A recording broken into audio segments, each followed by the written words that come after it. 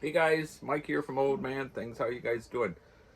I already lit my pipe, but I'm smoking compliments of Mike, Great Dane, in my James Up Show.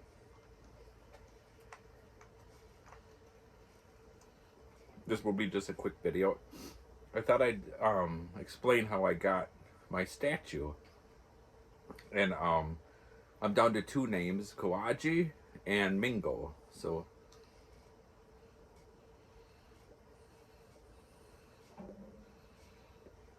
for those that suggested those two names, thanks. For those that suggested any name, thanks. Really appreciated that you suggested the names.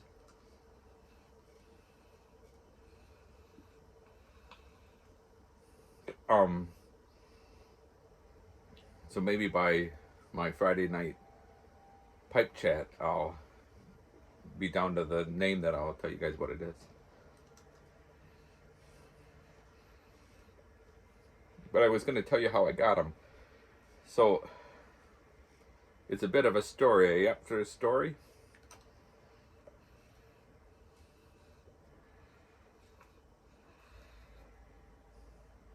So last year, and it was probably right around this time of the year, um, I'd got some new bagpipes, and I drove down to a place called Lily Bay, which is only about a mile and a half down the road from us. It's right on Lake Michigan, and I was playing the bagpipes next to the water.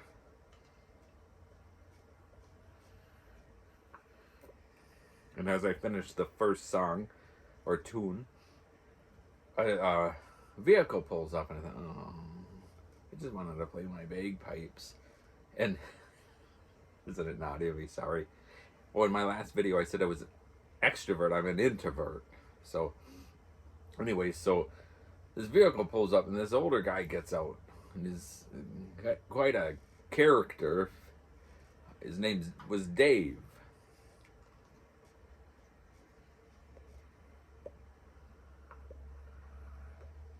So Dave comes out, introduces himself, and is all excited that he sees me playing the bagpipes. And then he says, I don't know I've ever known anyone to be nuts enough to be playing any instrument in this cold of weather. And I just wanted to hear him, you know, hear the. I love playing the pipes by the water because the you really get that. I don't know how to explain it other than the sound really goes. Look at my smoke line.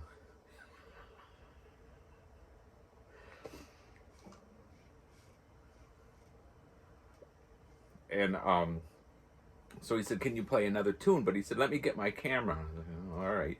So he's like, "I just live right over here." So he drives off, and I play another tune while he's off, and he comes back, and he has his camera, and he's recording me play another tune. I think I played Highland Cathedral for him.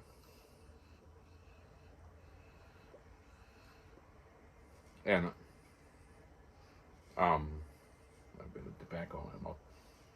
Then he says I'm in a band.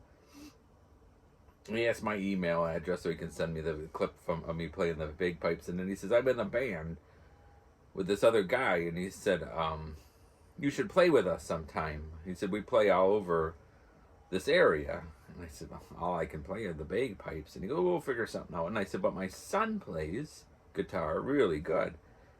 And he goes, yeah, he said, we'll have to, when it gets nicer. So I got an email from him right away, and all that stuff. And then I didn't hear anything from him until about May. And in May, he contacted me, and he said, I'm going to be at this place called Hitching Post. And he says, does your son want to come? And I said, sure. So my son went there, and they right away hit it off, and he played a bunch of songs, Simon and Garfunkel songs and Beatles songs with them, and they just, all those guys loved him. And that was the whole summer. We went from one place to another to another to another, and he would take long breaks and let my son just play his songs, and he writes a lot of his own songs and perform, and puts them to music and everything. He's really good at it. And my son's 18. Anyhow, so and every once in a while he'd email me a joke and stuff. He was just a nice guy.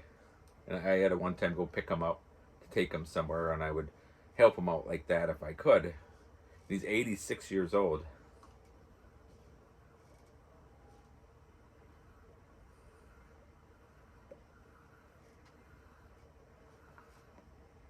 Well, I had this old, and it wasn't even, I don't know how old it was, but it was just this old, if you can tell, I like my statues. And I would get these carved sailors from a place in Lake Superior. It was a place over there, and they would give me really good deals for once that when the guy would use a chainsaw and they would crack down the middle, and then I'd repaint them and stuff. And I had one that I just didn't like, and I knew he went to a lot of different places, and of course where we are, So I at one time last summer I sent him a picture of it, and I said, "You know anyone that would want to buy this?" And he said, "I'll ask around." And he said, "I might even be interested in it." He said, "I really like that." And I said, "Well, just let me know." And I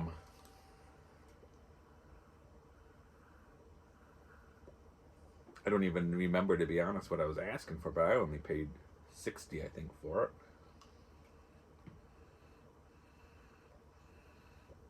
You can see I have the one next to, it's an older one next to the Fisherman's Nook from outside. But anyhow, so about 2 weeks ago, he contacts me. This is Dave. And he says,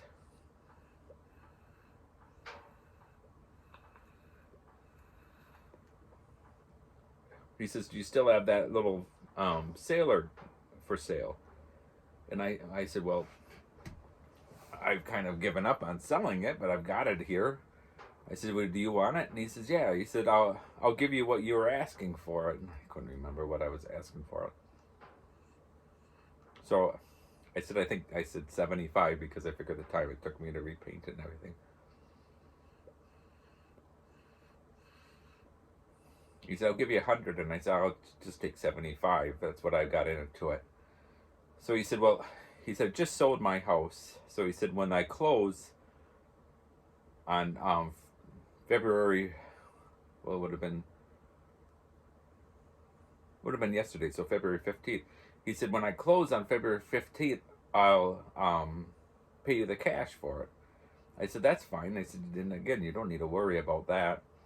And he said, "Well, I can't take it now because," he said, "I'm moving." But he said, "Where he has an old cabin that he on on the green bay, so the bay side, so you got the lake side and the bay side, so he had a cabin that he shares with his sister and his two brothers. That was his grandparents. But anyhow, so I'm going on and on and on, I'm sure.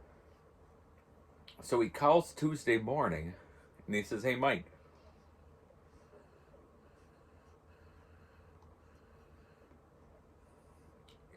He said, "I got it." He said, "I've got something here I think you would like." He said, "And I'll do an even trade for you for that figure. But if you don't want it, I'll still give you the cash for that figure if you don't want it." And I said, "Well, what is it?" And he said, I want you to come and see it."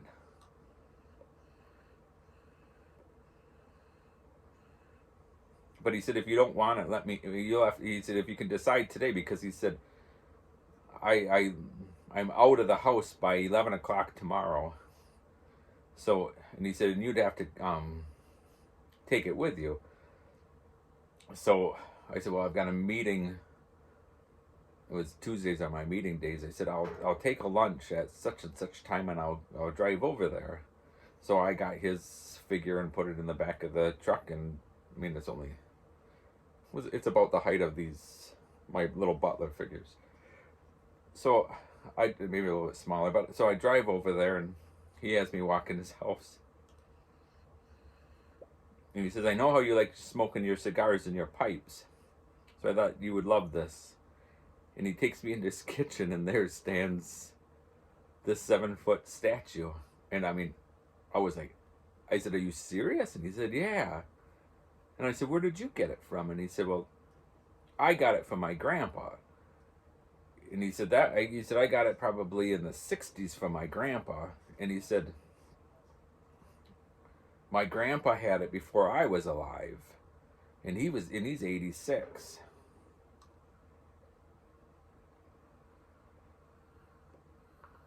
So he said, I don't know how old it is. He said, I would imagine it's probably turn of the century or a little bit before. And I said, are you sure? I said, I mean, I wanted a cigar shop statue like that for years. And I said, are you sure? And he says, yeah. He says, it's just too heavy. I can't take it with me. And I said, don't your kids want it? He said, I just have a daughter and she just divorced. He said, what's she going to do with a 7-foot statue that weighs about 300 pounds? And I said, well, can I said, that's not a fair trade. Can I give you something for it? And he said, no. He said, I like you guys. He goes, you guys mean a lot to me. And he said, I want it to go somewhere where I know somebody will appreciate it. And he said, and you have something that I want, and I have something that I hope you want. I said, sure. I said, if you seriously are okay with it. He goes, yeah.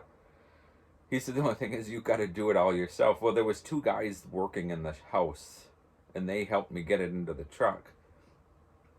And I gave him his thing, his little figure, and he just loved that. I mean, you should saw his face.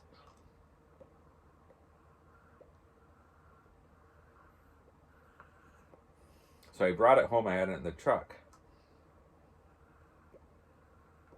My wife got home at 1:30, and she saw it in the truck. And she said, what are you doing with that? And I told her the story that I just told you. And she said, where are you going to put it? And I said, I thought I'd put it in my office. And she said, well, that's right where people walk in. She says, I'm not having that in my house, especially not the first thing people see. That's going in your shed. I said, I think it's too big for my shed. And she says, it's going in your shed or it's going on the street. And obviously she didn't mean it. It was just her joke. But I said, well, what am I going to do? I said, it's too heavy for you to help. And I said, I think it's too heavy for my son. And my son's, strong, but it's still heavy. And I said, I don't know anyone here other than that Dave to help. And he couldn't do it.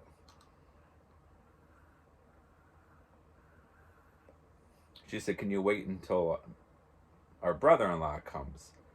And I said, but he's not coming for like a month. I said, I don't want to wait that long. So she said, well, we'll have to figure something out. But she said, and I was at work, so. And my wife always joked. She said, if I want something bad enough, if I wanted the house moved a little to the left bad enough, I would be able to do it. And I have no patience, so I'll ask someone for help. And a lot of times, they screw around and screw around and screw around. And I mean, I'm asking for help, so I can't complain, but I get fed up and I end up just doing it myself. I don't like to wait. Once I have something in my mind, I don't like to wait. So I figured out a way. I thought I'll drive right up to the shed door with the tailgate down.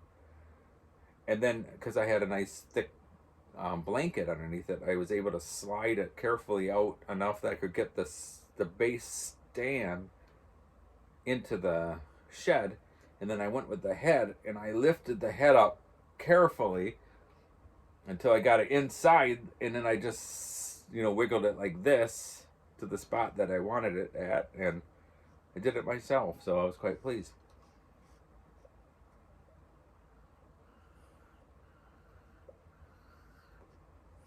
So I honestly don't know how old it is. He said, I asked him, because I went there to help him do something yesterday before he left, and I said, where was your grandpa at? And he said he lived in Milwaukee, so I'm assuming it came from Milwaukee. I don't know. But he also said that his grandpa had lived in Vegas area for a short amount of time before he was born. So he said it could have came from there too. So, but I don't have any interest in selling it. I know after Richard said that they could be worth a lot of money, I looked him up and I was like, oh.